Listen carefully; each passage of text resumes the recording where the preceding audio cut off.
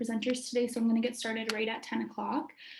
Thank you everybody for being here so much. We had 60 people register for today's session, so we're just continuing on with having lots of interest from everybody, which I appreciate so much.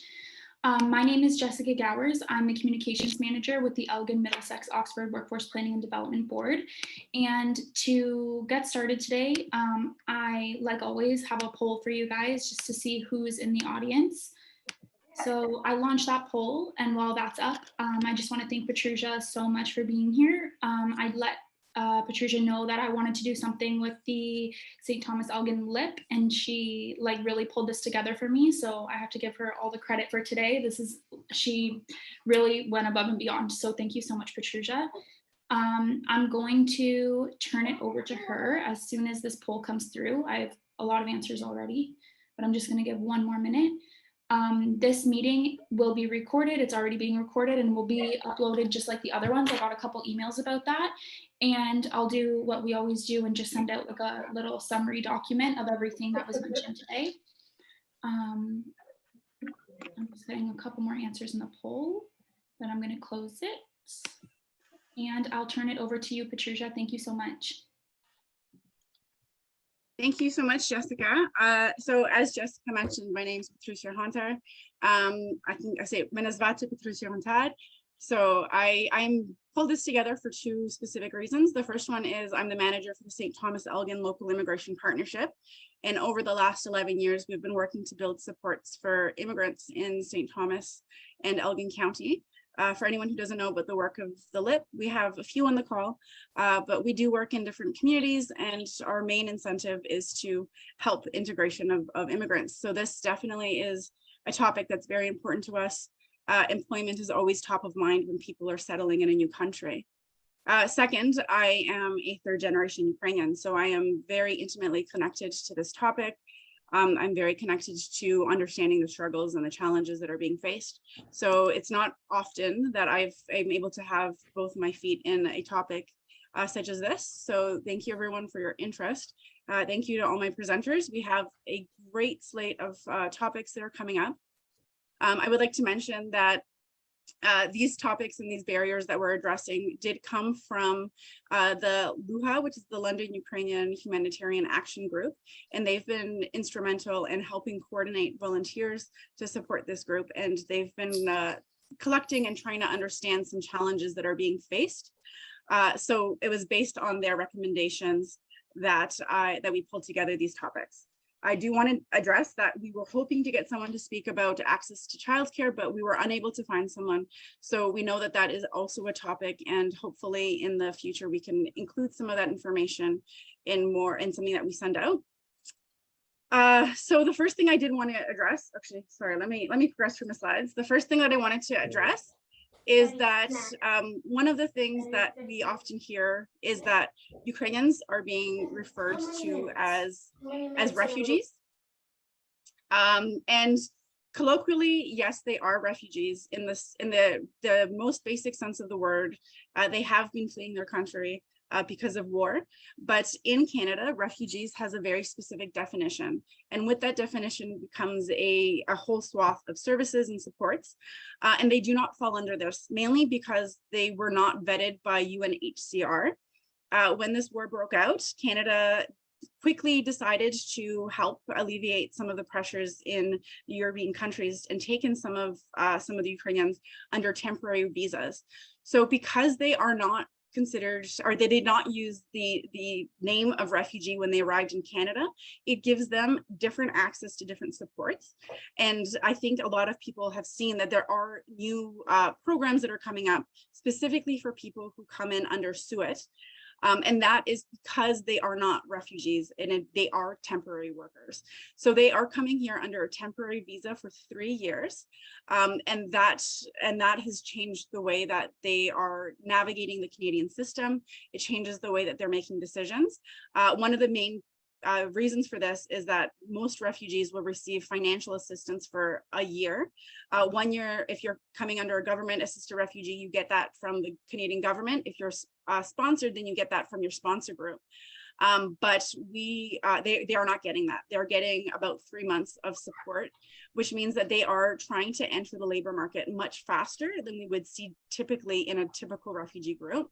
And that has created a whole swath of challenges and barriers. So we're going to go through this, navigating some of those pieces. Just a PSA I did want to put in. If you do have Ukrainians who are settling in your region, I do highly recommend you send them to a settlement agency. We'll talk about that a little bit more at the end. So the first challenge, the first barrier I wanted to address is, as an employer, what do you need to know when you are hiring someone who's here on a temporary work visa? So the first person I'm going to ask to speak is Kaylee McGregor, who comes from Will Employment Solutions. So I'm going to just highlight her and she's going to take over from here.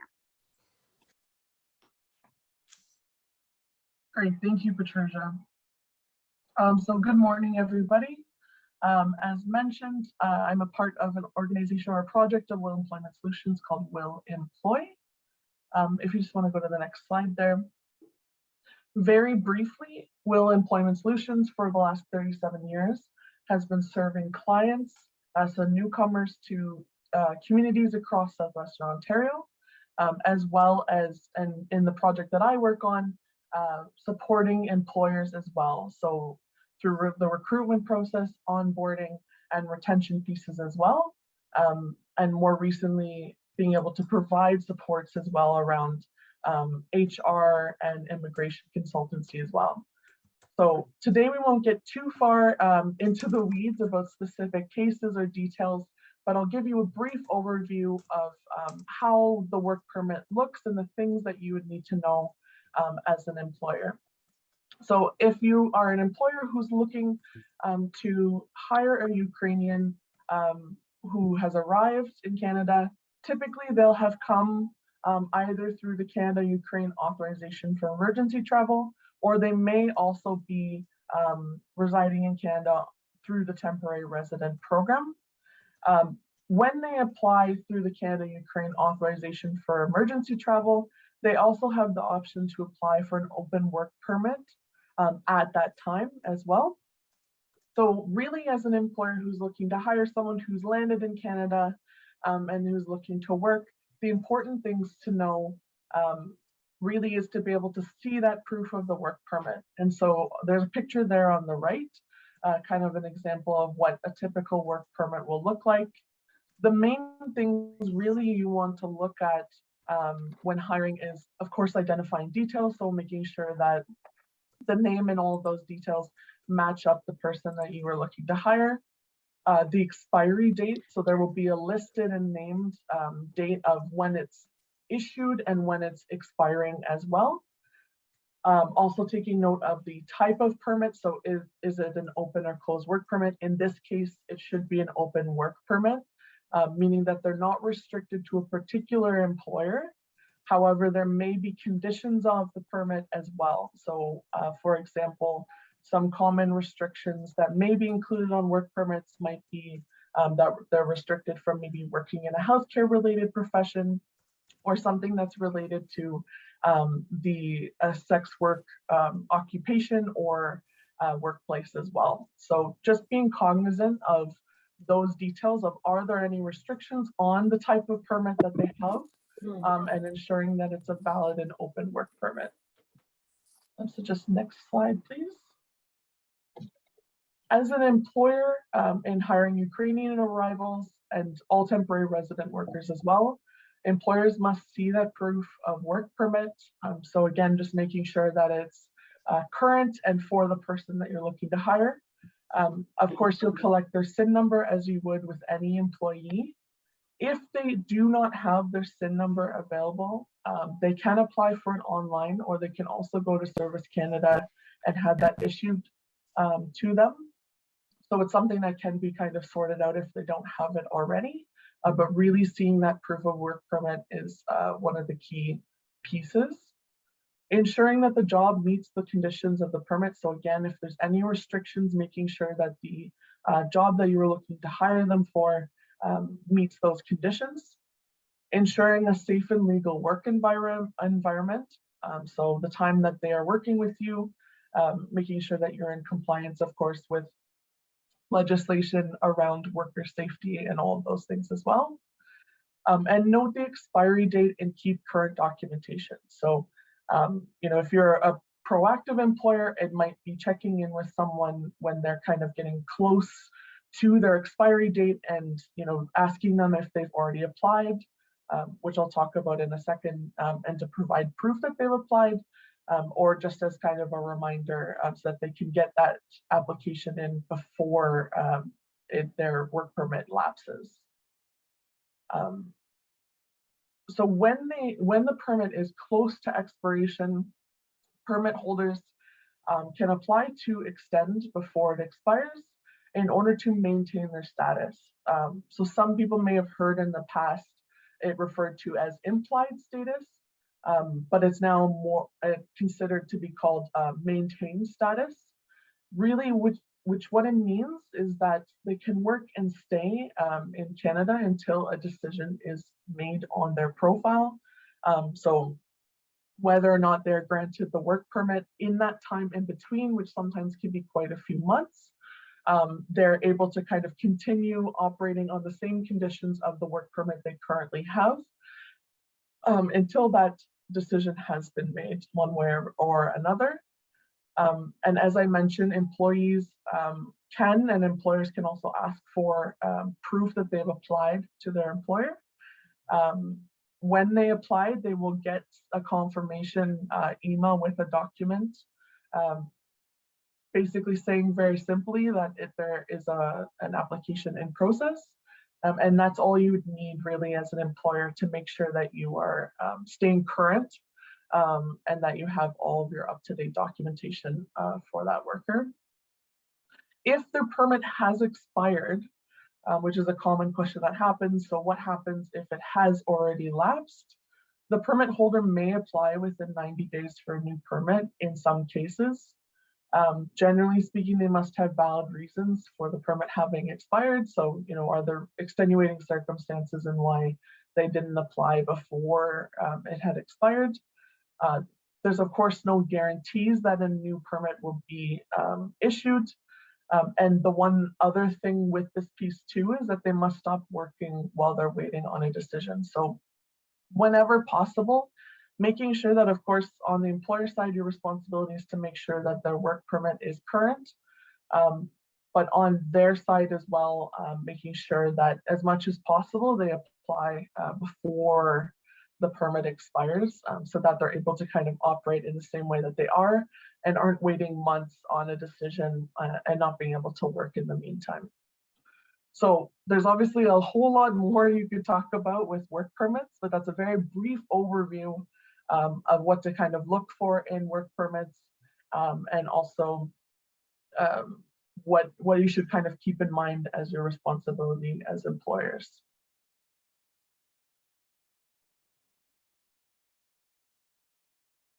Thank you so much. So basically, I think what the key message is that it's not necessarily you need to do a whole swath of paperwork. It's just being a little bit more mindful about the people who are working with you and just kind of keeping on top of that. So thank you so much, Kaylee. We are going to hold questions to the end of all the presentations. So if you do have some questions that come up, just write them down. So the next barrier we're going to address is English language knowledge. So Annie Malhami, who is from CCLC, she is unable to join us today, but she did pull together some information, and I was going to share that with you before we invite Rick Townend from Fanshawe to give some information about programs. So in Canada, there is a accreditation or not accreditation, a test that is done to try and understand in that moment of time, what is the English language level of the people who they're testing. And the English language goes from a CLB 1 up to a CLB 12. So in the up to the first week of July, which was just over a month of Ukrainians settling, there had been 79 individuals that had gone through this testing through CCLC, and these are some of the results of how what levels they were at. So we do see that most or all of them are in a basic or an intermediate level. There are none that had been put into the advanced level. So most are at more general levels of English. And then if we are looking at that in like a pie chart, what we're seeing is that more than in all of the instances, more than half of the individuals are within the CLB 1 through 4 range. So if you're looking at these charts, it's the yellow slabs, the yellow, red, the blue, and the lighter blue. And so in most of the cases, it's about just over 50%. So we are looking at lower levels of English. That being said, Ukrainians have a very high literacy rate, which means that most of them are educated. Most of them have gone to school in some sort. So they do have an education background, which means the way that you teach English is done in a different way. This is the first step you're going to need in order to access an IRCC funded English class. So if you do have staff or people who are working with you who have not yet got their language skills assessed, then it is recommended that you reach out to CCLC. And here's the contact there, Adriana Gardner. She's the one that will be booking the classes or booking the test, the assessment. And that is the first step in order to even get on the list. We are looking at ways that there can be things that would supplement this. And Rick Townend's going to speak a little bit about what FANSHA does and specifically what can be done at the employer level to help with that English language acquisition. So Rick, if you want to turn on your camera and say hello to the world.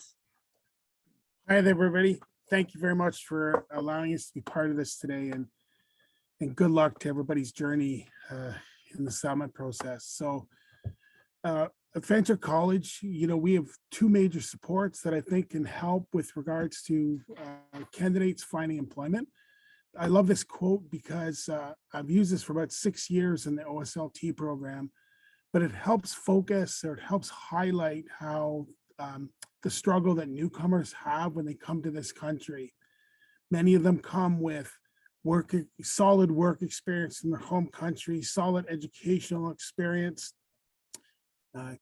deep kind of educational qualifications and a network. And so quite often they feel like they're starting over and that they can, need to kind of build their confidence again going forward. So one of the things that we do in the OSLT program is we help reaffirm their confidence.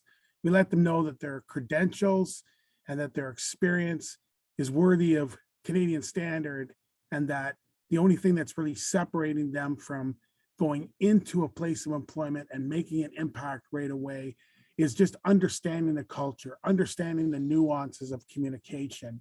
So when we look at all the ways in which we communicate today, for instance, we're communicating today over Zoom, and this is a relatively new venture for everybody worldwide, but it does have some colloquial kind of flavors to it, depending upon where you're at in terms of, the level of presentation, the level of communication. But there's all kinds of other ways. There's texting, there's social media. Lots of people have LinkedIn accounts now, or Facebook. And then there's the levels in which a candidate or a newcomer to Canada will communicate with a prospective employer, right? That first email conversation or that first email interaction is critically important. So I'll get you to click to the next slide, Petrusia. And I'll just basically, this is what OSLT does. It helps students communicate better with supervisors, colleagues, clients, helps them understand the sector, the particular sector. Could be business, could be technology, could be construction, could be healthcare. But basically it helps them understand the nuances of a Canadian culture and how to fit into that culture and how to take advantage of their kind of first opportunity back in the field somewhere. I'll get you to click again. In order to take the courses, they need to be a permanent resident or protected persons. All of the Ukrainian newcomers right now have that temporary status, so they qualify for these courses. They need to have a language assessment. If they're getting it locally, that would be from the Cross-Cultural Learner Center. And that's a piece of that language assessment. Quite often the spoken piece has to be in the 6. You have to have something in the 6. So they can have 3 5s and a 6, and they would qualify with regards to that. And then they have to have a background, an educational background or work experience in that particular sector. So, you know, we look at some very diverse experiences that people have had. They might be transitioning through a business program. They might be transitioning through a healthcare career. Quite often when people immigrate, they take that as an opportunity to make a cultural career change. So there's lots of flexibility in terms of how we can actually schedule people. I'll get you to click it again. So next year we will offer, or actually this year currently, we're offering courses in each one of these sectors. Starting in September, we have a 180-hour business course. We also have a 180-hour technology course. I just read the other day in the London Free Press where Southwestern Ontario, and particularly London, is kind of ranked 5th in terms of technological skill opportunities for people. So these skills, as you know, are worldwide. People come with them. They're foundational pieces, especially the architectural pieces and the industrial pieces. And so that technology course can help people with the nuances of Canadian culture. And then, of course, in our business course, we're also going to have our entrepreneurial pilot running again. That's been very successful. We've helped a lot of newcomers make transition into starting some businesses, or at least affiliate businesses, whereby which they can draw on some support that's available to them in Canada. And new this year, we have a construction trades one that doesn't come around till close to the end of the year. I think it starts in late December, but it's an opportunity for us to help the skilled trades market. And, you know, I would say the classification there would be like individuals that might have a little bit lower language level. So we can let somebody that has a language level of 4 into the construction trades OSLT course. Most of all of this is for professionals trying to make their way back into an employment opportunity. And then I'll get you to click again. The next thing, so just to finish off OSLT, one of the things that I think we work on very hard in those courses is to help people network with the employment market that's out there already. And so there's lots of opportunities. As you know, there's that hidden job market whereby which you need to have some network skills to find out what's not in the paper, what's not online, what's not posted on web pages, but are opportunities with employers and with potential, potential career opening spots. So that's one of the things that we do a lot in OSLT. I just want to touch on our English Language Institute. This is an excellent way for people to actually learn the language. Unlike OSLT, which is perfectly free for everybody that qualifies, it's paid for by IRCC. This is tuition bearing. This is a tuition bearing course, but it is very useful for that young adult that is trying to get into education or trying to get into a career spot and feels that the progression of ESL is going too slow for them, or feels that they can't connect with an academic institute until they've actually learned the language. This is an excellent way to do this. We run this in person, of course, now since the pandemic, but we also run this virtually.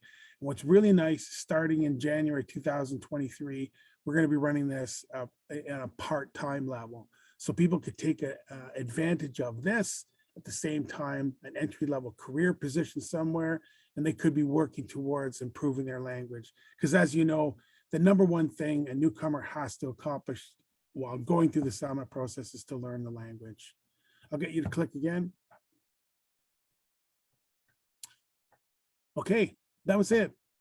You asked for quick, short, and I think I'm looking forward to questions at the end.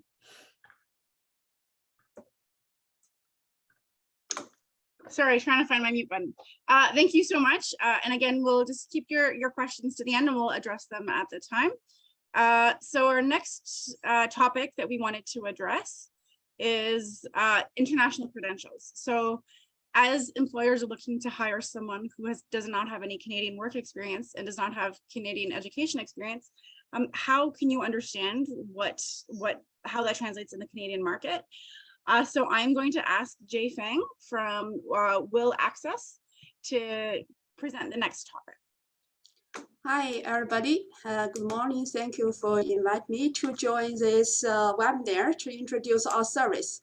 So my name is Jay. I work with Well Employment Solution. The program I'm working with specifically is Well Access Center. So the main service we're offering is international credential evaluation. And also about, we also help the international trained individuals if you are looking for the professional job in their previous field before they left the countries. So we help the international professional destination, and also we help the skill trade certification application. So next slide, please. So today I'm going to introduce the credential evaluation service. How can this credential evaluation service report to help the employer to hire international trained individuals? So most of the newcomers to immigrate to this country, to Canada, they brought their international education yearly. So basically, the credential evaluation is a kind of service is perform assessment of international academic document, and that the evaluator in Canada provide a Canadian equivalence of their international education. So the purpose of credential evaluation actually is, of course, for help the client to can provide their Canadian equivalents the education of their international education, and also help the employer to understand the value of this foreign education. And the most important is provide a verification of authenticity of credential submit by these individuals. So I just posted the sample of report, what it look like. So you can see in the first page is general, the summary of report. You can tell because maybe this image is a little bit small, but you can see what the basic information about these individuals. So where he got education, what is institution name, and if this institution has been recognized internationally, or if it's how many years this individual have studied. And in the summary, it is a Canadian equivalence, the bachelor level, the education, or maybe college level or master level. So this is the first page. In the second page is another comprehensive report offering by the two the main educator. Is called it was called course by course and analysis report. So each course this individual educated in this program, you can find what is subject this person have been studied in this program, and considering compared to Canadian scales. For example, based on the Canadian grading scale, like 4.0. So how this individual performance in this subject, and also what is the Canadian subject title for this international subject title. So you can get feelings. Oh, this individual have very good performance in the academic settings. So in Canada, there are many of the the elevators agency, they do evaluation. But basically in Ontario, we are mainly working with the agency. One is called WAS, another one is called the ICAS. So why we choose these two, the agency is the WAS is the most, actually their evaluation service is recognized by most of the institutions in Canada, including the education programs institution, also including the most of the employer, and also by the professional regular body in Canada, in Ontario. And another agency is called the ICAS. This is another agency, they do provide the similar services, but they do offering alternative pathway for the individuals to get the credential evaluation. So another thing is very good, the feature of service is offering by WAS. It's called the digital budget.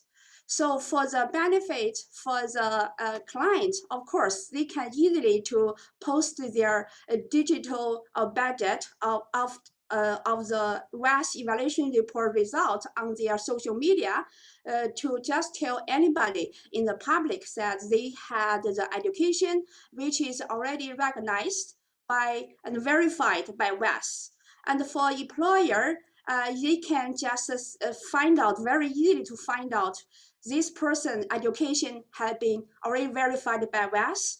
They just for employers, they can just reduce the cost or any time to do the background check of the individuals.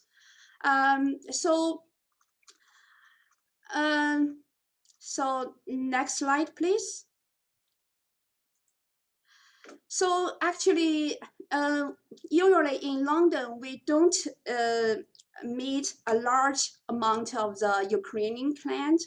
And I think maybe many of them are settled in the large city.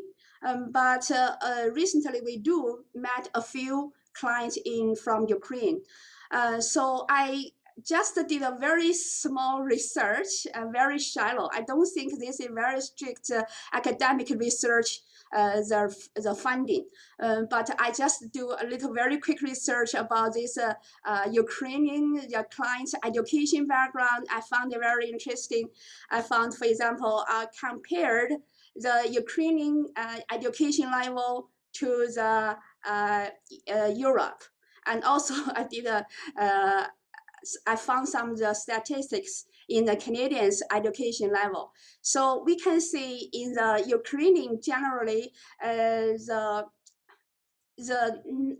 97% of the Ukrainians have complete the upper level, the elementary, secondary school, which means they at least finish the 11th grade or 12th grade, the high school. And as also the around 60% of the Ukrainian at the age 22 to 34, I think, has been get the post-secondary college or university level education. And for Canada, of course, is even better. So we have 63%, but is this number already very higher? It's 10% higher than Europe. But one more thing, from my experience, when I work with Ukraine, I can feel this Ukrainian clients, they have a very good education level, they have a sound English skills levels, and this is only one impression and not very strict research funding. Next slide, please. So there's another program, it's very special program, it's called WES Gateway program. So many of us already understand what happened in this country. So many of them have left the country without able to bring to the document. So for the standard evaluation report, we just mentioned the last slide. This is standard evaluation, which means as the applicant have to submit the comprehensive required documents to get the standard evaluation report. But for many of the Ukrainians, when they left the country, they couldn't bring their document.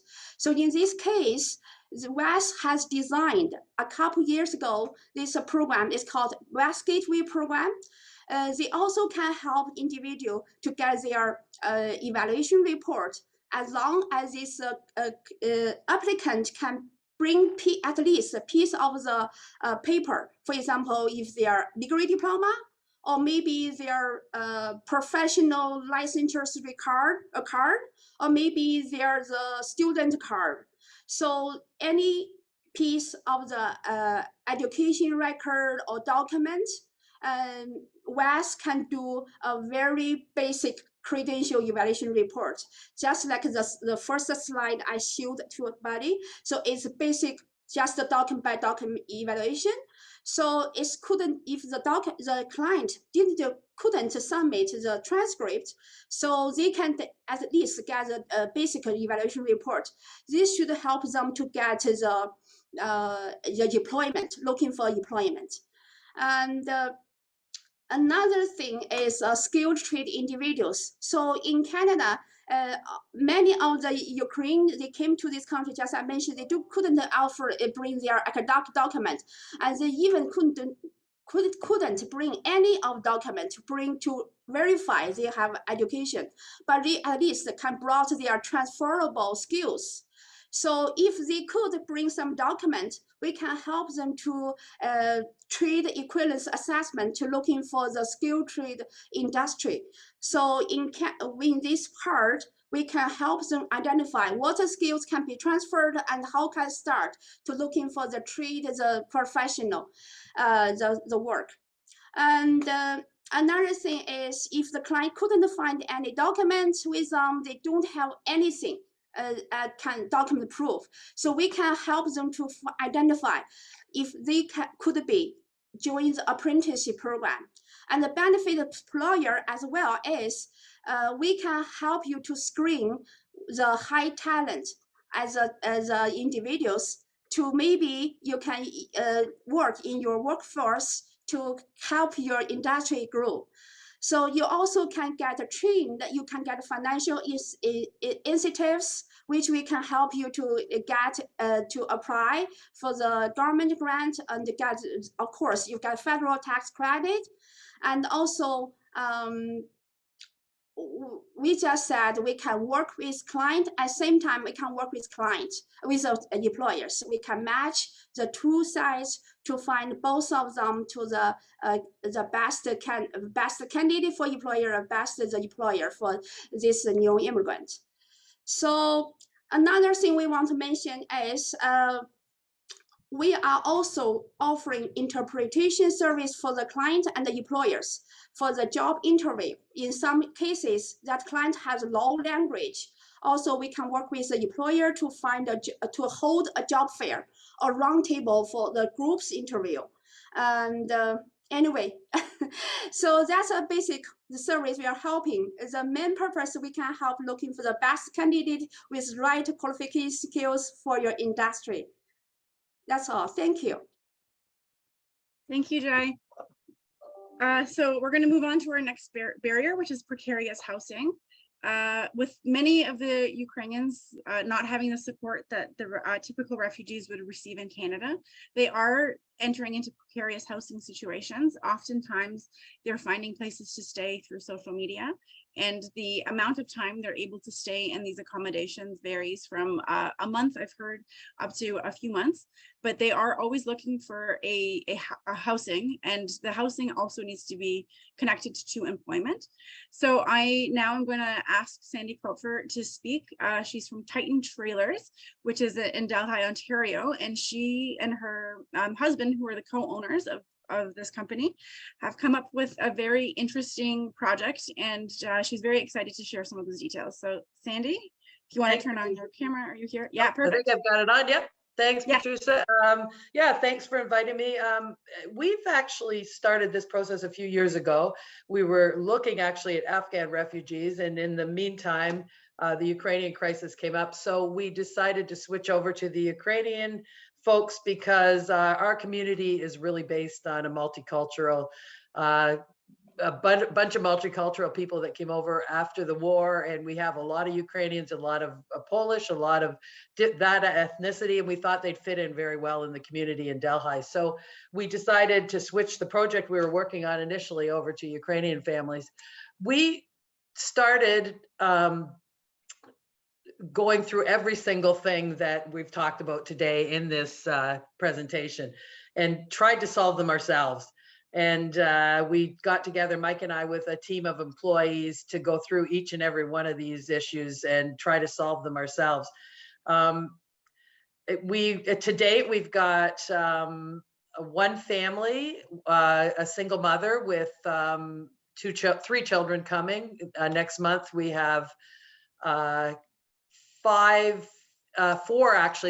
men that were actually out of the country when the war started that have come over, and they're working for us, and a young couple that is working for us that were out of the country when the war started.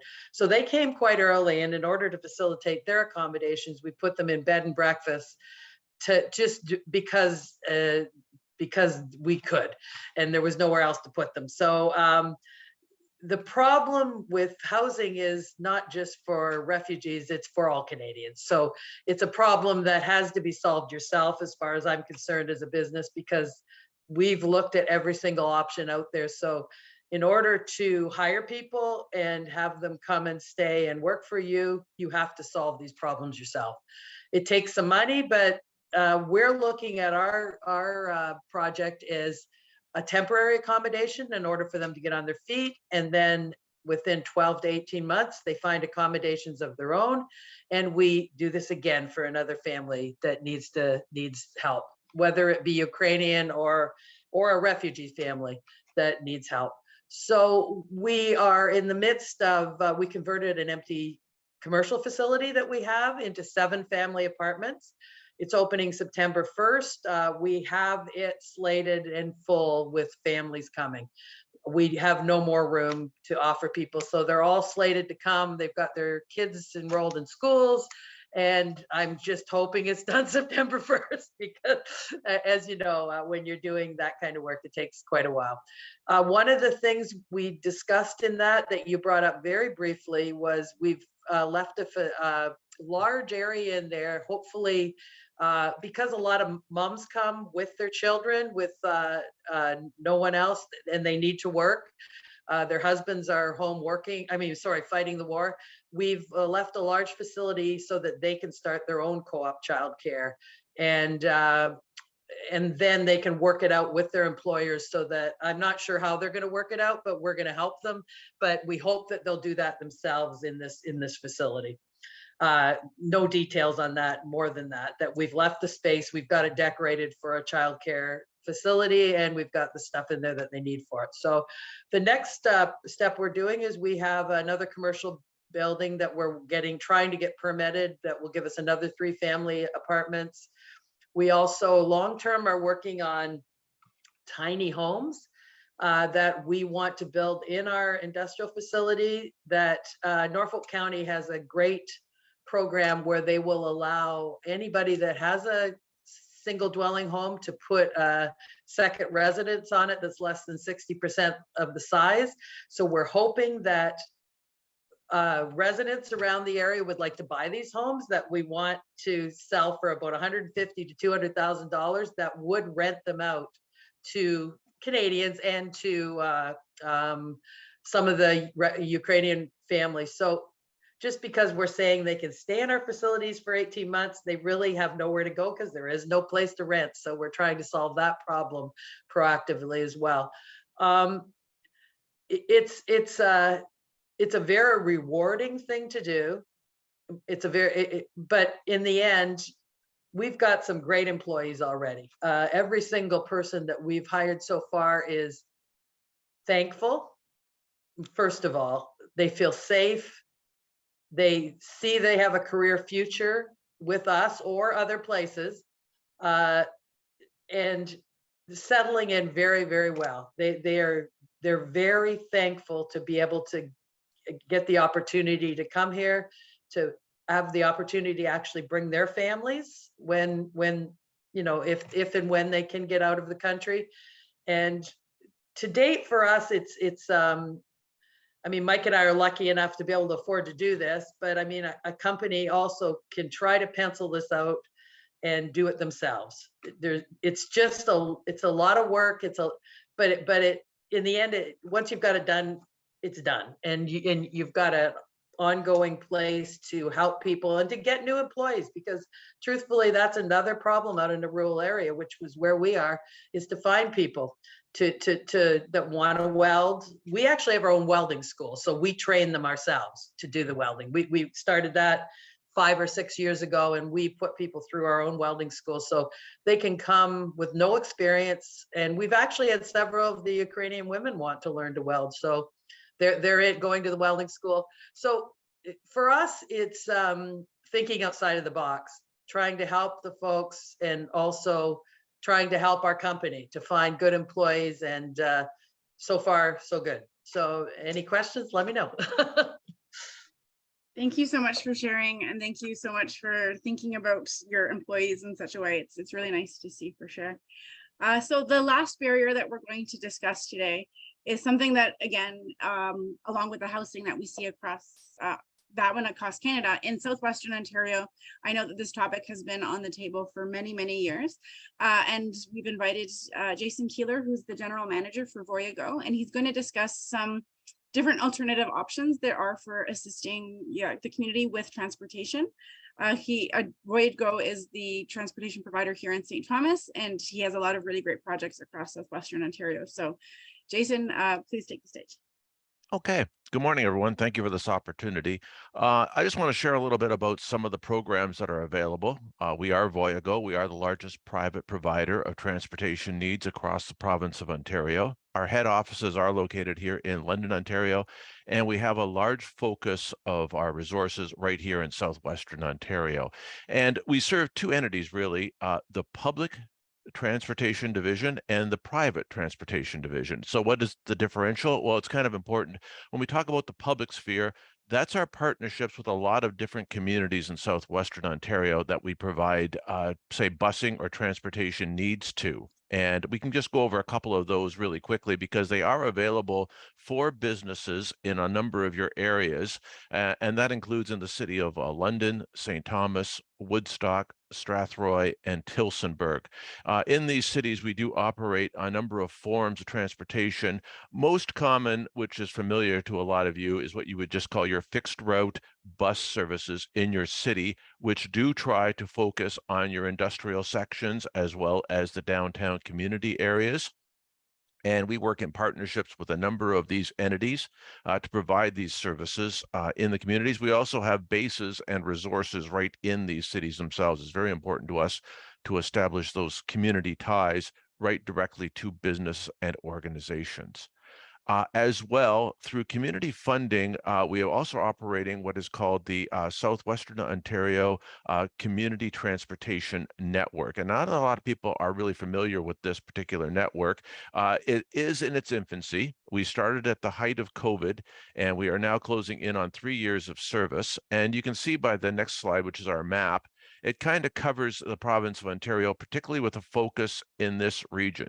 What the purpose of it is, obviously, it's to fill in the missing gaps on transportation that have existed in Ontario for some time. So if we go to the next slide, I can give you kind of an overview of this map, and it may be beneficial.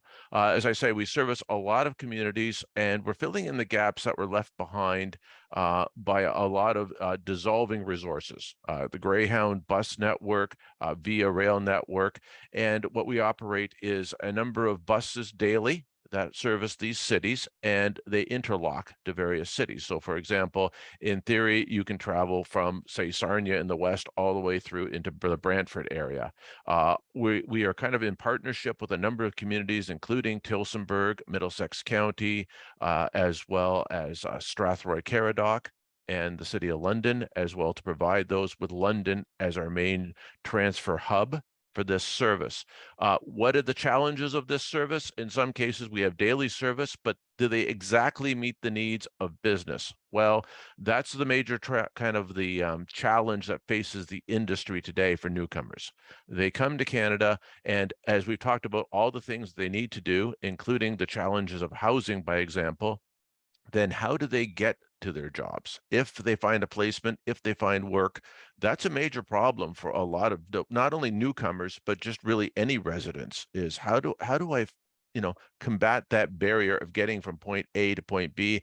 And it's particularly a challenge for recruitment and retention for a number of businesses across Southwestern Ontario. As a company, we look to solve that both through the, again, as I mentioned, the public sphere, where we are providing these types of services directly to a community through funding, but then also in what is known as our private sphere, where we can offer additional services to various companies using our various resources as a company. So for example, as a company, we do operate a number of private services such as charter work. Checker Limousine is operated by Voyago. We have our school busing division and our patient transfer services that also operate across Southwestern Ontario, and our logistics center to help to support these initiatives. One of the challenges we've even faced as a company is recruitment and retention, finding drivers, keeping drivers, and also how do we get our drivers to work? It's a bit of a kind of an oxymoron. We hire drivers that have no means to come here.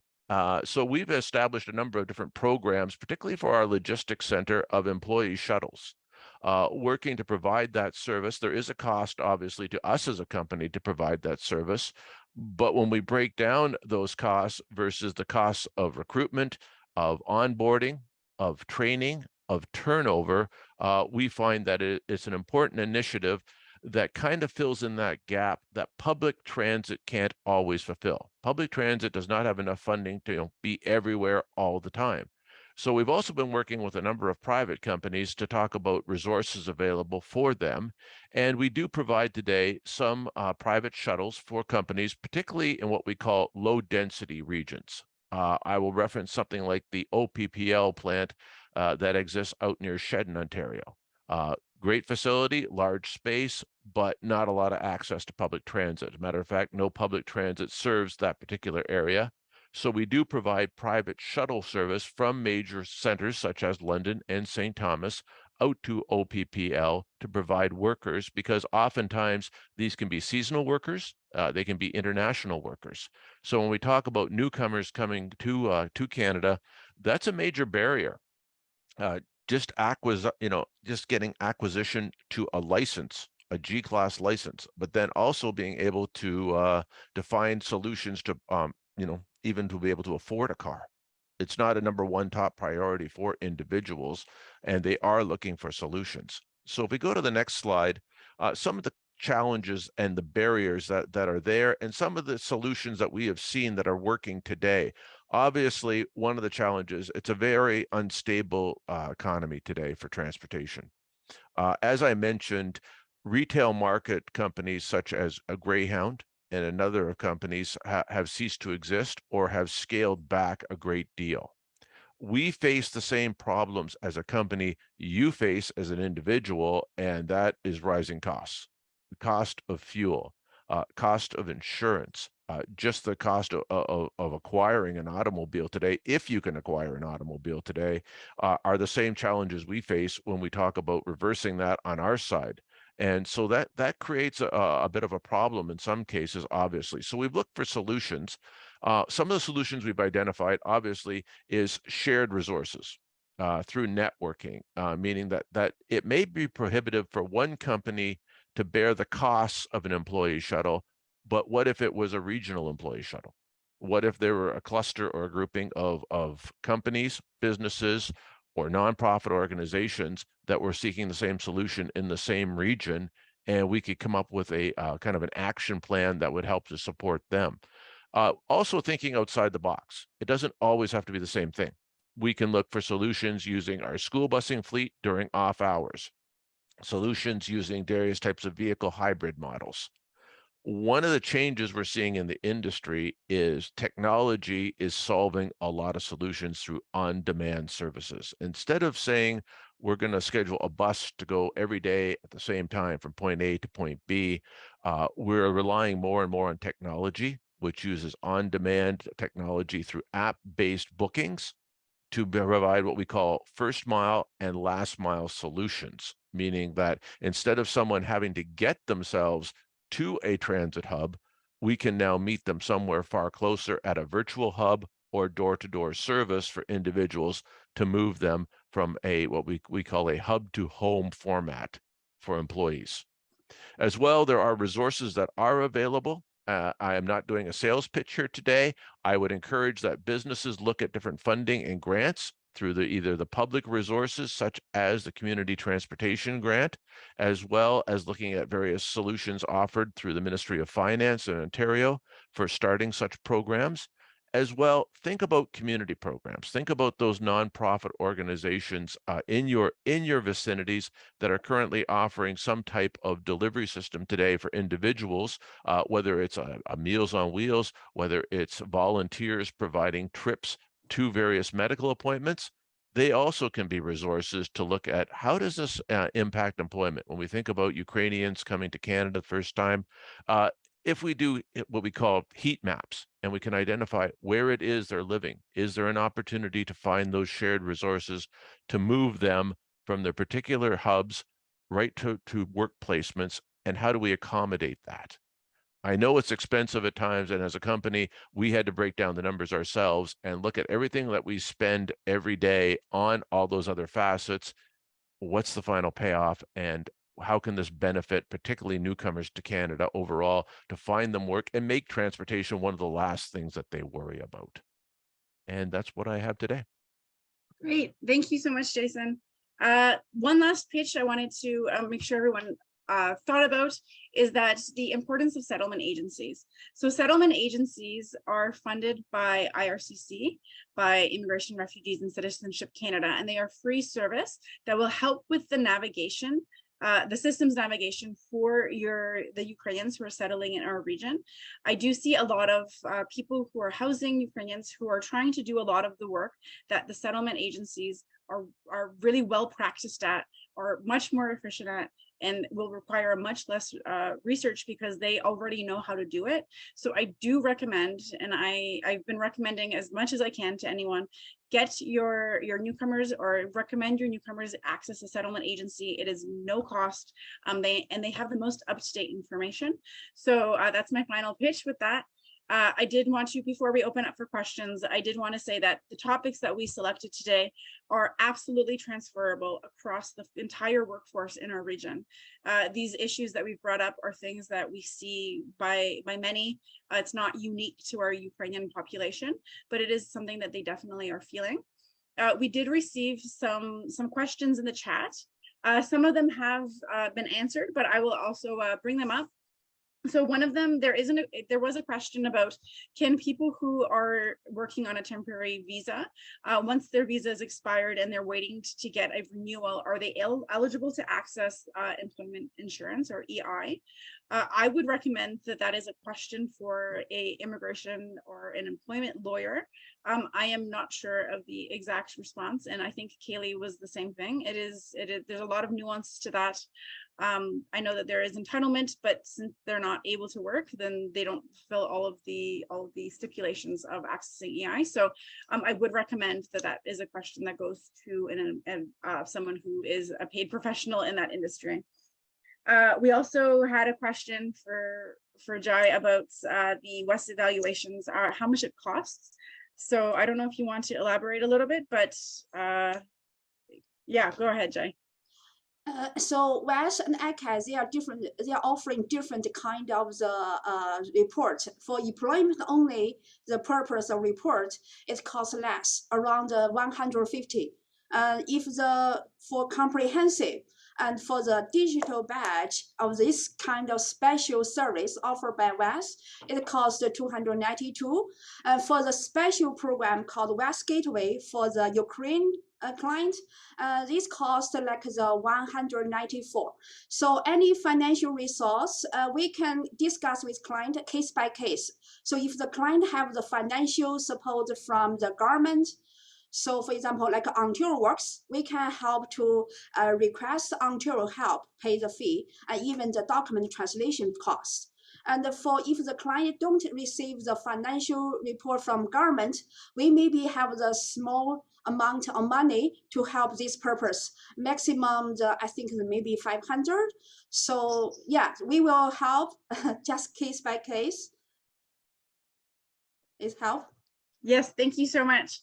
There was a question for Rick about the GAP 5 and whether someone can access OSAP and access that program. Unfortunately, Rick had to step away because he is teaching a class, so I did provide his email in the chat there. There are two questions for Jason. One of them was about just a curiosity question. Are you working with Amazon to help them get their employees out to that location? For anyone who doesn't know, the new Amazon warehouse is coming out, and it's situated in Southold, and it's kind of not really around very many houses, and it's definitely going to need a large workforce. So Jason, I don't know if you're allowed to disclose that type of information, but Nothing official. We've had, obviously, we want to be very conscious of our primary clients. Obviously, I think the first solution they're looking for is how could London Transit or St. Thomas Transit or the Southwest Ontario Community Transportation Network support that first. If they cannot find a resolution there, we as a private company would provide some form of mobility, probably on demand for them, as we have for other companies, but nothing official as of today. Thank you. One more question for you. Do you have any information or any way that you can share some experiences of using the on-demand transportation services, the app, and what have demonstrated themselves to be effective and affordable? Okay. Effective is easy. Affordable, sometimes there are different various levels of affordable, based primarily on the technology themselves. There are a lot of tech companies out there that we partner with today that can include Via, Blaze Technologies, Hop-In Technologies, and they all provide on-demand solutions for either municipalities or for private business. We do a large project, for example, today in the Kitchener region with a partnership with Google to provide a home-to-hub service for their employees. It is through a software company that provides that technology. Lots of good reasons why, and they do it. Most importantly was they just had a lack of parking and really wanted to find ways to provide those means to those workforce that didn't have access to automobiles. Perfect, thank you. We have one other, it's more of a statement or just a thought out loud, talking about Canadian experience and how that will impact Ukrainians. Traditionally, what we see is the Canadian experience is used to give someone work that is less meaningful. So taking their what they are able to do and giving them work that is far below their standards. So it is definitely going to be interesting to see the impact of that. I do know that it's technically illegal to not hire someone because they don't have Canadian experience, but it is very difficult to charge someone or to take that to court, because it's not necessarily easy to demonstrate how that had happened. But definitely the Canadian experience is a barrier for many immigrants. And it's definitely interesting to see how that impacts the type of work that they are able to get in Canada, and how that impacts the long-term earning potential for those people. So it's definitely something top of mind in our sector and something that we think about often. Did anybody have any more questions? We will be posting the contacts for people who were presenting on this call. We have a lot of great resources and the great projects. It's really nice to see some of the initiatives coming together, and it's a very interesting climate for our workplaces right now, where they are looking at different ways to attract different workers. Kaylee did have a little bit of a follow-up, saying in the experience at Will Employment Solutions, there were clients who had applied for EI who were here on a temporary work visa and did not receive it. So there can be many factors as to why that happened, but it is always best to connect with the government and try and see how that happens. So one last call for questions before we end for the day. I would like to thank everyone for their interest in this topic. Thank you so much to our presenters. Thank you for all of the work that's being done in our community. We have a lot of great things that can happen when we work together, and this is one of the examples of where sharing resources and sharing initiatives can really be helpful to connecting people to where they are. So again, if you have any questions, please let me know. Please reach out either to myself or to Jessica at the Workforce Planning and Development Board, and we'll just work on this together as things become more clear. Thank you so much, Petrusia. Thanks everybody for being here. Thank you, everyone. There is a satisfaction poll on the end screen, like there always is. And I'll make sure that I send all of this information out to everybody. So thank you so much.